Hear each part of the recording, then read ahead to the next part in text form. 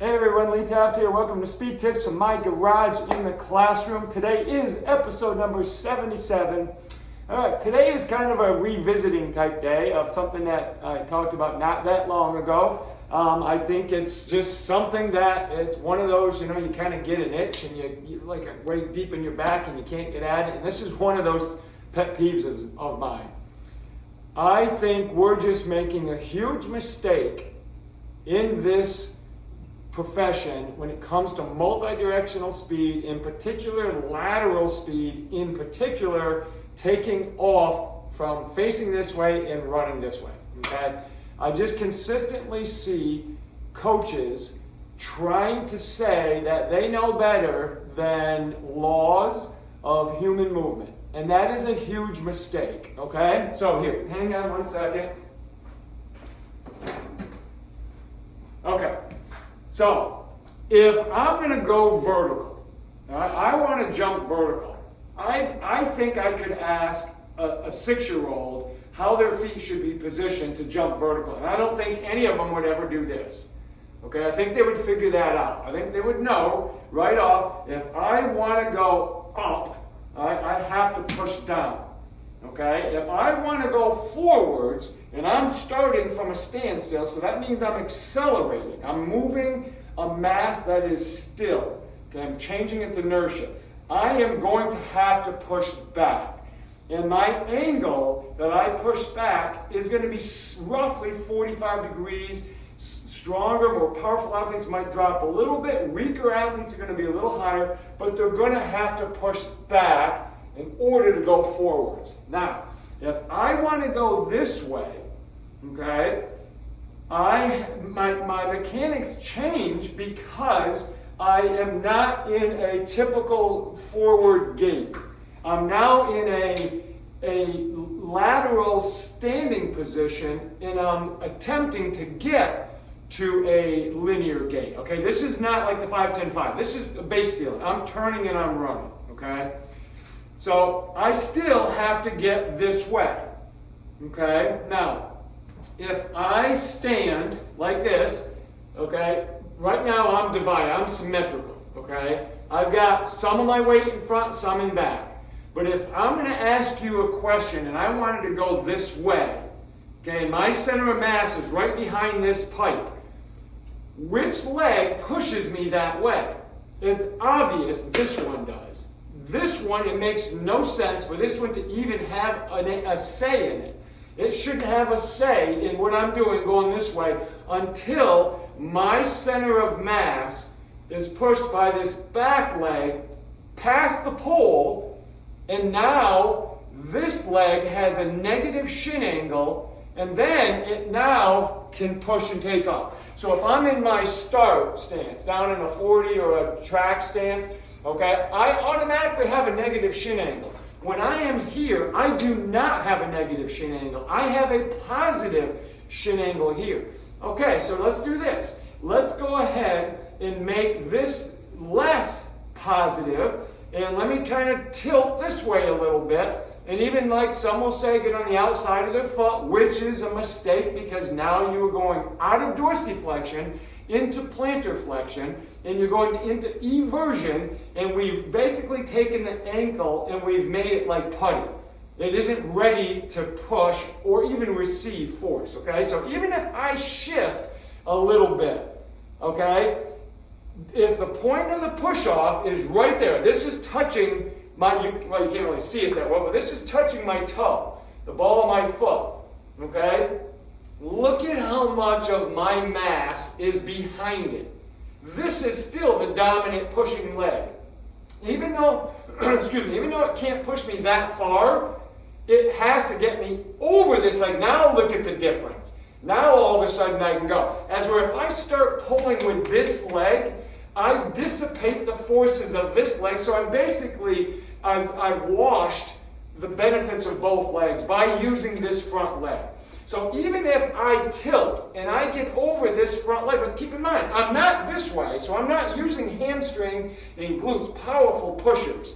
I'm in a position here where I'm going to have to use adductors, I'm going to have to use rotation through my hip, I'm using all these supportive muscles that make the big muscles work better, okay? So if I'm even here, I still am not here yet. So let's use this back leg to get me here. Now I'm here. Now, look at it. I'm on an angle. Now I can drive and go.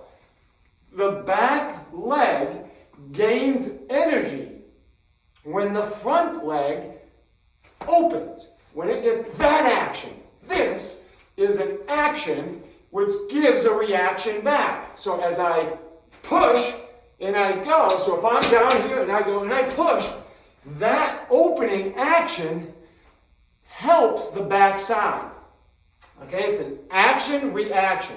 So when I use this leg, whether I open the foot a little bit and I put weight over it like this, it is still less efficient, much slower if I use this leg primarily. And I just try to pull across. Okay, now I'm coming this way. If I use this leg, this front leg, and I pull across, there's my passageway for the back leg. It's blocked. So I can't go anywhere with this back leg. I have to round out of it. I've got all these awkward forces going on. None of them are producing what I need to be fast going that way. Now, if I open, there's my passageway. The back leg can come through. And I immediately become a sprinter. There's more to this. Okay, it's a lot deeper, but I'm not going to go into it now. But here's the problem I have. There are people in this profession that have made us understand corrective exercises. They've put their life into it. Okay, good friends of mine and people that I don't know that well that I followed. Okay, that have helped us. There's guys that are phenomenal at program design. They've helped us understand manipulating sets and reps and rest periods to make us better. Okay, there's people that are just great at weightlifting techniques and made us understand it better. Okay, if we go against what the work that they've done, we're basically hurting our athletes and we're hurting our profession. I have spent 30 years looking at multi-directional speed. That's my area that I study the most. I understand all the other areas, but this is what I put the time in. And I've not only put time in studying in books and research and this and that, but I have watched. I've watched as many athletes as anybody, okay? I watch them and I see what they do, and then I put it under the laws that it applies with, okay? Laws of acceleration, action-reaction, force application angles, principles that apply. When we have people saying that, well, I've come up with this new technique, and if we lean here and we do this, we go. What happens, and this is my concern, and I'm not trying to be arrogant at all, because I'm consistently learning. But what I'm trying to tell you is when you come out with a new technique that fights human movement as it's designed, we have parents, we have young students in exercise science coming out and seeing what you're talking about. So, wow, that's cool. I think I'll try that. Now we have a whole group of athletes with dysfunctional movement and dysfunctional patterns and dysfunctional mindset of how we get better. Then they become a coach and they do the same thing. Okay, I've been fighting the full step concept since the 80s. Okay, and it's now come. People are now understanding it. And not that I'm the only one that did it, but that was an area I put out there, okay, for myself, okay, and a lot of different things. So I think we have to stop fighting laws of movement. When I hear people say, oh, our technique works better, I want to see it, because that would be like saying my athletes can jump highest from here. Okay, I came up with a new technique. If we go like this and we swing our arms here, we actually get a higher vertical jump. That's what it's saying. Okay, so I have to push down if I want to go here. If I want to go here, I have to use the back leg. I can't use the front leg. If I use the front leg, my mass is behind it. You're defying every law of movement. I just am not powerful enough to do this, and then I've created a blockage, and now I can't get through. So it really makes no sense. We have to back up, and we got to look at it. So if you have an athlete, and this is what I have seen, and this is, I'm just being straightforward and honest with you, and because I have a lot of frustrations with this, because it matters to me. This profession is important to me. It's been my life, and it matters.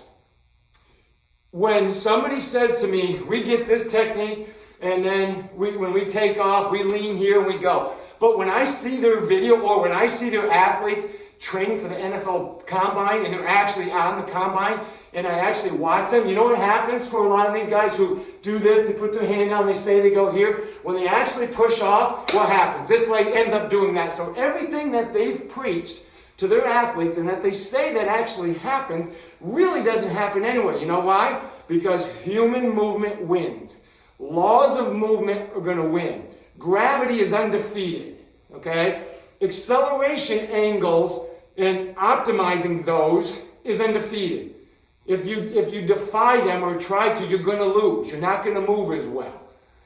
There are different strategies we can all use, and there's variability. Now, everybody's going to go here. Someone might be here. Someone might be a little closer. Someone might be slightly open. I get that, and that's fine. We all have our own strategies.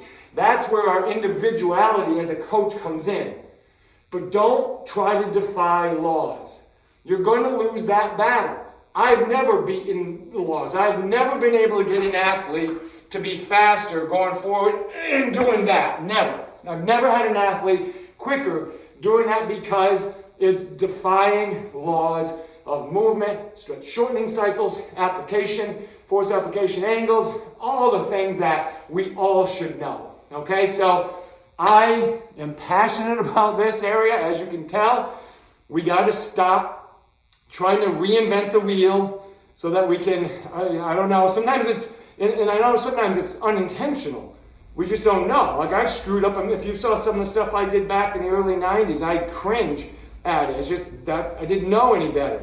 But the one thing I was smart enough to know is just let me learn physics, biomechanics, and how those apply with laws of human movement. And I think you're going to be happy with the results. Then you can be creative with your strategies you use to improve those patterns. Okay, so hey, give those a shot. Just try these things out, and I'm going to tell you, you're going to be amazed how you can't fight what was given to us on how we have to move as human. Remember, our nervous system helps protect us. Action, reaction, all this stuff, that's fight or flight, to protect us, and don't defy that. Okay? All right, guys, we'll see you next time for episode number 78. Have a great one now.